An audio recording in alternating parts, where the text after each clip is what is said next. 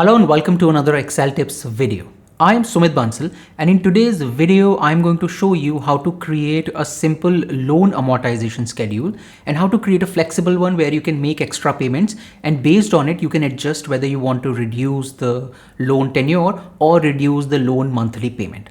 Now let me first show you the end product, the template that I've created that we are going to create from scratch in this video.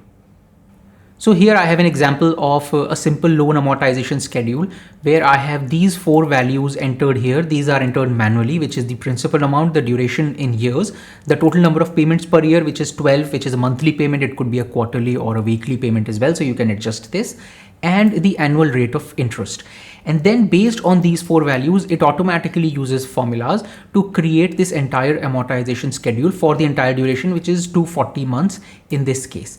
And I also have this cell here where I have calculated the total interest payable. So this is the total interest that I'm going to pay with this duration and this loan amount for this interest rate, along with the overall principal amount. So the total payment is going to be 178,938. Now I've also created a flexible loan amortization schedule here where again you enter these four values, but I also have this column here, column H, where you can enter extra payments. So if I'm making, let's say, an extra payment of $5,000, then it would automatically adjust my schedule where it would either reduce the loan term. So for example, I have this option and I can choose whether I want to reduce the loan term, which means the loan is paid off faster, so I have less number of months in which I'm making the payment, or I can reduce the payment. In case, for example, I choose reduce payment, then you can see once I've made the payment of $5,000, my monthly payment goes down. So you can see my monthly payment has gone down. If I come here and I make a payment of let's say $1,000 again, you'll see the monthly payment goes down further.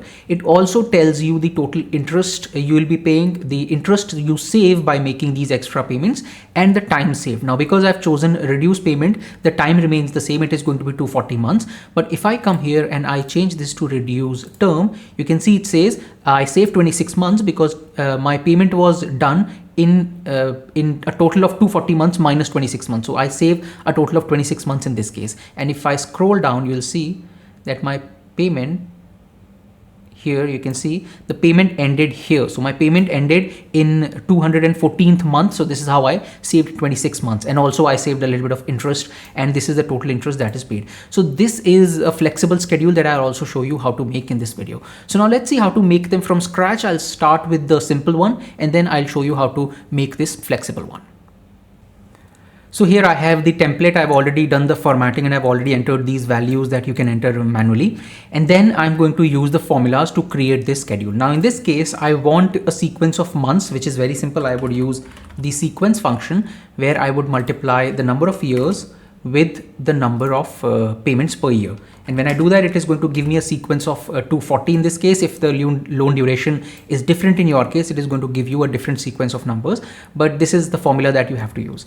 Now, in this case, I need to mention the monthly payment that would be done. This payment would include principal amount as well as the interest amount. And to do this, we will use the PMT function. Now here I need to mention the rate of interest, which is this. But because I'm making monthly payment, I would divide this by the value here, which is 12. Now, because I want these values to remain as is when I copy down the formula, I am going to lock them by pressing F4. So select the cell reference and press F4. So it adds these dollar signs, which means that when I copy them down, these are not going to change. Now the next value is the total number of payments, which is again 240. So I would do this value multiplied by this value, and I can press F4 again to lock this. And the final thing it asks is the present value of the loan, which is here in this cell. And when I press F4, it gives me this value here. And now when I hit enter, it gives me 746. Now, because there are no repayments, nothing, this payment amount is going to remain the same amount for the next 240 months. So I can just copy this down, and it is the same formula, exact same formula that will give me the same amount for the next 240 months.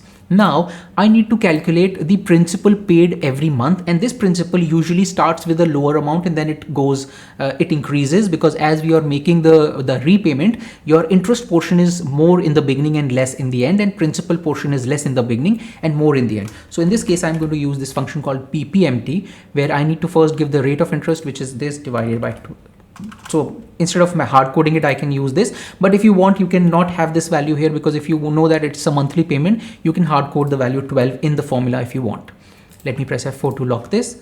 Then the next is the number of period. This is for which period am I going to pay the principal. So that value is here in this cell. I don't want to lock this because as I go down, I want this value to increase. Then the total number of payments is going to be this value multiplied by this value. Again, let me lock this. So F4 and F4. And then the present value, which is in cell B1, again, press F4 to lock this. So this gives me this value here, 204. And as I drag this down, you can see that the principal amount keeps on increasing as we go down. Now I have to calculate the interest paid, which in case is very simple because I already have the payment and I have the principal. So interest is going to just be payment minus the principal amount. So I can just use this value minus this value, and again, copy this down. So a combination, the sum of both of these values is always going to be 746. And then I need to know the outstanding amount. Now the outstanding amount is going to be based on whatever principal has been paid out of the principal value here. So in this case, what it will be is this value plus. Now, as you see them, these are in red color, and the result of the PMT function or the PPMT function is a negative value. So in this case, I'm going to add this. So when I add this value to 100,000, it is going to actually give me the outstanding value. Now, if in this case, I just add this and hit enter, it gives me the right value, but I cannot drag this down because I want this to be a cumulative sum. So I can come here and I can use sum F7. I would lock this so that this remains the same, and then make this F7. So now when I drag this down, it is going to be sum of F7, but when I go to the cell below it, it would become sum of F7 and F8. So it is going to give me the cumulative sum. And also I have to lock this B1 here. So now when I drag this down, it gives me all these values, and I can see that my simple loan amortization schedule is ready. So you can see this is pretty simple. We already have all the financial functions in Excel that will give us the schedule. Now, if you need to calculate the total interest that is paid, all you need to do is get a sum of the values in column G, which is where we have the interest value. So I can just come here and I can say sum G7 is to G whatever, maybe I can just use a large value because I do not know till when is this going to extend it. I know it is 240 months in this case, but if you change the number of years or duration, then this might change. So let me use 1000 here, and that's it. It gives me the total interest payable. So now if you make any changes in this schedule, if you change the interest rate, so let's say 8.2%, then it would automatically update and it would give you the entire schedule. Now let me show you how to make the flexible schedule where you can make repayments, and you also have a choice whether you want to reduce the loan amount, monthly payment that you're making, or you want to reduce the overall loan term. Now I'm going to show you how to make a template where there is the flexibility to make extra payments, and once you have made the extra payment, you can choose to either lower the monthly amount, the monthly payment, or reduce the total term of the loan, so the loan is paid off a little faster. Now I will show you how to make the final template, but let me show you how to do both of these things separately. So one template where it reduces the term, and one template where it reduces the monthly payment, and then we will combine them both in the end. So here I have this template. First we will create the one where after the repayments it is going to reduce the monthly payment. So here I have this formatted already, and I have these values, and I have already entered these values, and you can change these values, and the schedule should automatically update. Now let's start with the formula. So first I want all the month values, so I can use the sequence function where I would multiply this by this, and it gives me a sequence of 240. If you change these values in these cells, then these months numbers would automatically change. Now I want the payment amount, but like the one that we used in the simple schedule where the payment amount never changed. But in this case, it is not going to be the case, because the idea is that the payment amount should change based on whatever is outstanding amount and if any repayment has been done. So we are going to use a different formula here. It is still going to be a PMT function, but the formula is going to be slightly different. So first we need the rate, which is going to be B4 divided by B3. Then I need the number of periods, and in this case we start with 240 as the number of period, but because we want this to automatically update based on the outstanding value, this value needs to change as we go down the cell. So it starts with 240, but then it becomes 239, then 238, and so on. So what I'm going to do is start with this value here, so B2 multiplied by B3, but then I'm going to subtract D8, which is the month number. You probably can't see it, but D8 has the month number, which is month number 1. And then I would add 1 here. And the reason for this is, if you check this, it is 240. And as we go down, it is going to become 239 and 238 and so on.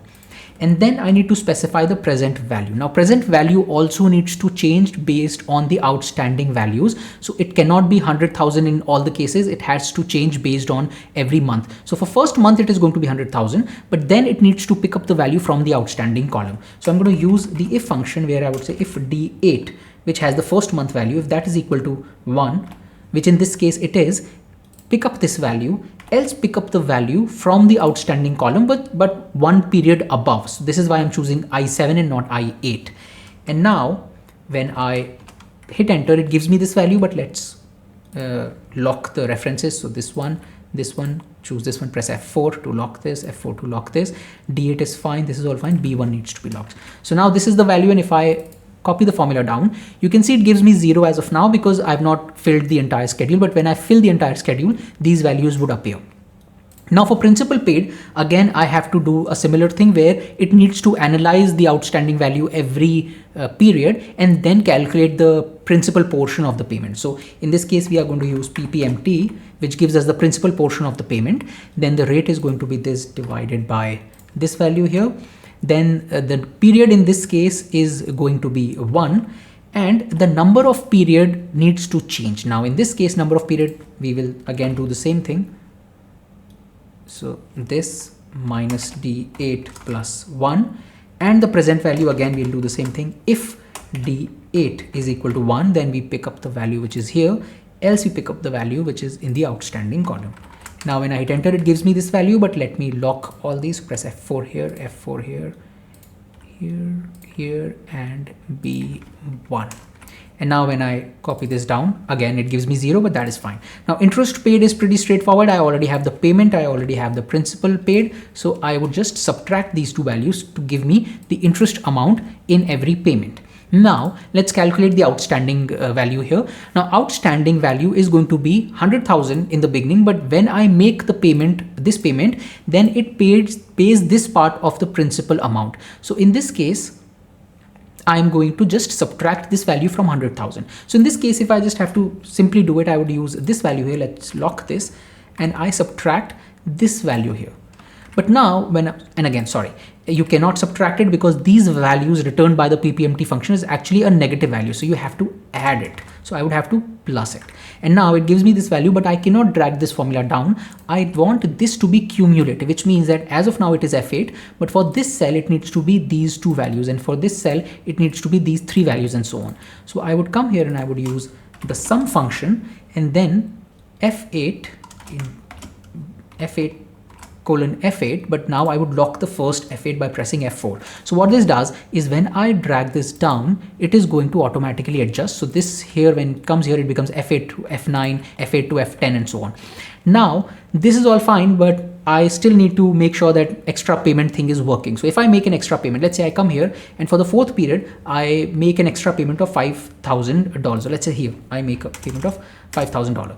Now, as of now, nothing has changed. You can see the payment still remains the same. And the reason for this is because this payment is dependent on the outstanding value, and the outstanding value needs to update here. So if I made a payment of $5,000, this value needs to go down by $5,000. So let's adjust this formula here, where I would add the sum of whatever payment I'm making here in H8 to H8, but then to make it cumulative, let's lock the first H8. And now when I drag this down, it should work. Now again, there is a problem. Obviously, I messed it up. It needs to be subtract here because this value here is positive. So now when I drag this down, it should work now. And you can see here it is 745, but when I make a repayment of 5,000, it becomes 708. If I come here and here I make a repayment of, let's say, 1,000, then it becomes 700 here. So this is working fine, and this schedule is now working. But I also need to fill these details. This is some useful information that is good to see at a glance. So let's do this. Now what I'm going to do is I'm going to create these values here. I'm going to calculate them here and then put them here in these cells. Obviously you can calculate and put them here as well, but it's easier if you have it somewhere else, so that if you want to change the formatting or add an additional column or something, it is not going to impact anything. So let's put it here. So let's say total interest, then interest saved and time saved. Now in this case, time saved is always going to be 0 because we decided that we are going to lower the payment and not reduce the term, but we will still create this formula because first of all it makes it consistent, and then when we combine it with the second template and then we make it together 1, in that case time saved value is going to be something. So for total interest that has been paid, it's very simple. We just use the sum function of the value here. So G8 is to, let's say, a bigger value, G1001, something like this. And that's it. It gives us the payment. Remember that this is a negative value, and I'll tell you why I'm telling you this. And then there is interest saved. Now interest saved can be calculated when I first calculate what would be the interest if I make no repayments, and then what is the interest after making the repayments, and then I subtract these two values. So it is going to give me the value of what is the interest that I have saved. So to calculate the interest, overall interest without any repayment, I would just use the IPMT function. And here the rate is going to be this divided by this. Now the number of periods in this case, I want a sequence of numbers, 1 and then 2 and then 3, just like I'm creating this amortization schedule table where I have 1, 2, 3 and so on. I want these numbers, so I'm going to use the sequence function, and I would just do this multiplied by this value here. And then the actual number of periods, total number of periods are going to be P2 into B3, which is 240. And then the present value is this value here. Now, if I hit enter, in this case, it gives me this entire sequence of numbers, but I don't want them. I just want the sum. So let's just use sum function here, and it gives us this interest value. Now I want to know what is the interest I'm saving in this case. So let's first of all make it an absolute value. So this is not negative. Right now it is a negative value. And then I am going to add this value here, which is the total interest that I've actually paid after the repayment. And when I do that, it gives me this value. So this is a negative value. When I make it an absolute function, it gives me a positive value, positive total interest paid without repayment. And I add this part here, which gives me the total interest saved when the repayment is done. And now to calculate the total time saved, although it doesn't make sense in this case, let me still show you how we will do it. So we will use the COUNTIF function, where we will check where is the interest payment either 0 or more than 0. If that happens, which means that we've already paid off all the interest and we can stop counting the number of periods. So in this case, it would be something like maybe a bigger number, G1001. And then the condition here could be equal to greater than 0. And now when I hit enter, it gives me 0. Obviously it is expected that it is going to give me 0, but this is going to work in the next template, which is reduced term. Now I have these values here, so I can put them here by simply using an equal to this. So it gives me the value here, total interest paid, interest saved is this much, and time saved is this much. So you can see our template is ready. Now, one thing that I want to do is I want to remove these values because they're not looking nice. So I can hide them. So I would select these cells, hold the control key, press the 1 key. It opens the format cells dialog box. Here in the number, in this number tab, I'm going to go on custom and then change this from general to 3 semicolon. When I use 3 semicolon, it is going to hide these values, but these values are still there. You can see these values are still there. So the values are still there. You can see them in formula bar, but they're not visible to you. So now my template is ready to use. If you come here, you make any changes. Let's say you make it 200,000. You'll see that it automatically updates. It gives you the value. 5,000 is here. So this automatically updates, and you can see the payment is going down, payment lowers. And now in the end, if you see this, our outstanding is 0. So this template works. Now let's see how to make the template where we want to reduce the term and not reduce the payment. So here again, I have the same template. I've done the formatting and I've entered all these values. Now, in this case, I want to make the extra payments, but I do not want the monthly payment to go down. I want the overall loan duration to go down. So let me show you how to do that. First, we will create a formula, the sequence function, where this multiplied by 12 So it gives us the total number of months. Then for payment, we want this payment to remain constant, because in earlier example where we were reducing the loan payment amount, whenever an extra payment is done, it would reduce the overall monthly payment amount. But in this case, the monthly payment amount is going to remain the same. So I'm going to use the PMT function, where this is my rate of interest.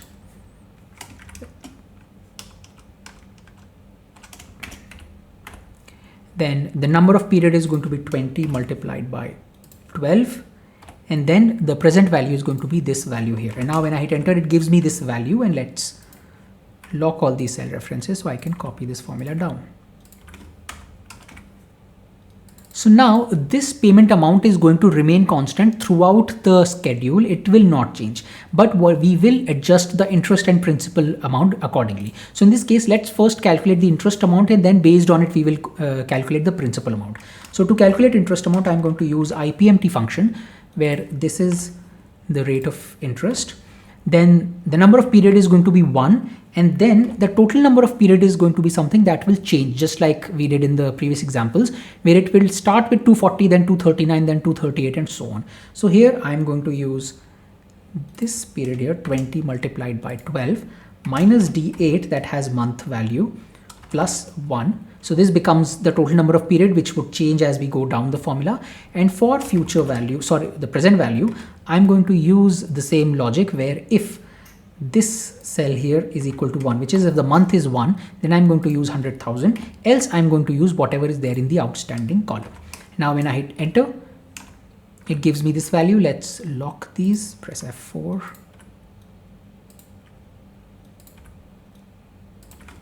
And I can drag this down. Now that I have the interest amount, I can easily calculate the principal amount by subtracting interest from payment. So this gives us the principal amount. I can copy this down. And now let's calculate the outstanding amount, which is again the same that we did in the previous template, which is to calculate outstanding amount for every month, which accounts for extra payment. So in this case, it would be starting with this value here in B1. Let's lock this. And then we would subtract the principal amount here. And because the principal values are negative, I'm using plus here, and then press F4 to lock this, and then subtract any extra repayments that is being done, which is H8 to H8, and lock this. So now it gives us the value where it starts with this value. Then it is going to keep on subtracting the cumulative sum of these values and subtract any extra payment that is being done. So now when I copy this down, it gives me this value. Now, if as of now I go down, because I'm not making any extra payments, it will take full 240 months to make the loan completion. So here you can see 240, and at the end of 240 months, the loan is completed. I have 0 outstanding. But in case I make any extra payments, for example, I make a payment of 5,000 here, and let's see what happens. When we go down, first of all, you can see that this doesn't change, but it does change the interest payment and principal payment amount, because it is dependent on the outstanding amount. And now when I go down, it should pay my loan a little faster. So you can see here, in this case, it pays the loan into 18 months, because here I have an outstanding of $195 and here I have an outstanding of negative 548. So it pays the loan faster. Similarly, if you come back here and you make changes, for example, if you come here and you make this 1,000, it should again adjust and tell you that the payment is done faster. Payment is made in the 214th month. Now, although visually you can still see that, here there was an outstanding and here there is no outstanding, which means that this is the month where the payment would be completed. It still is not very good, because I would want to see 0 here, because 0 means that there is no outstanding amount. So we can adjust the principal payment in this case. So let me show you how to do that. So I would come here, I would use the if function. Let's put this in an absolute function, where we would say if this value is less than the value in the outstanding amount. So if it is less than whatever value is there in the outstanding amount, then we would just make the payment of the principal amount that is being calculated, which is going to be this value here. Else we will make the payment, which means if this is not higher, if this value is lower than the principal amount being calculated, then the principal paid should be this value, this much here. So I would use minus of this here, and minus because the principal payment amount is negative. So let's see what happens when I hit enter. You can see now it becomes 0 and my principal payment amount is the same as the amount, the pending amount here. And I can copy this formula down, and maybe I can also copy this formula at the top. So now my schedule is ready. If you make any changes, it is going to accordingly adjust. Now the only thing I need to do is fill these cells. So we already made the calculations in the previous video, in the previous part of the template. So I would just make them visible. They're hidden right now. So Control 1 to open the Format Cells dialog box. Here within Number tab, I would just go to General and click OK, or maybe just select General from here, from this drop down. Now I have these values here. These are already calculated, so I can just use them. Total interest is this much, interest saved is this much, and time saved here is 26. Now it shows me this as 26 because the formatting is currency. You can change it, or maybe what you can do is here with the cell reference, you can just add something like, within double quotes, you can put something like months. So it shows you 26 months. So this is the schedule that has been created, and it shows you all the relevant information in the beginning here. If you want, you can change the custom formatting here if you want.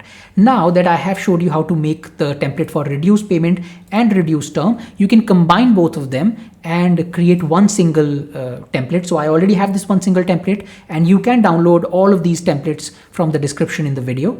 So here what I've done is I have these values, but at the same time I have this prepayment strategy option where you can choose whether you want to reduce the term or you want to reduce the payment. If you reduce the payment, then it is going to automatically update and it will show you time saved 0 months because no time is saved. But if you want to reduce the duration, so you'll see that this amount is going to remain the same. As of now, it becomes lower whenever I make a repayment, but if I choose reduce term, this remains the same, but I have 26 months that has saved because the payment is done faster.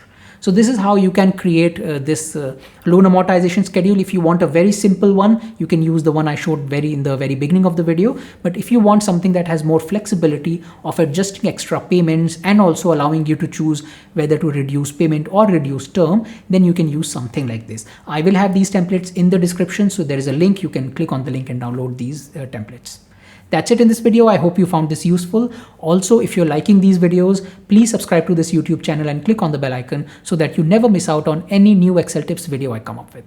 Thank you and have a nice day.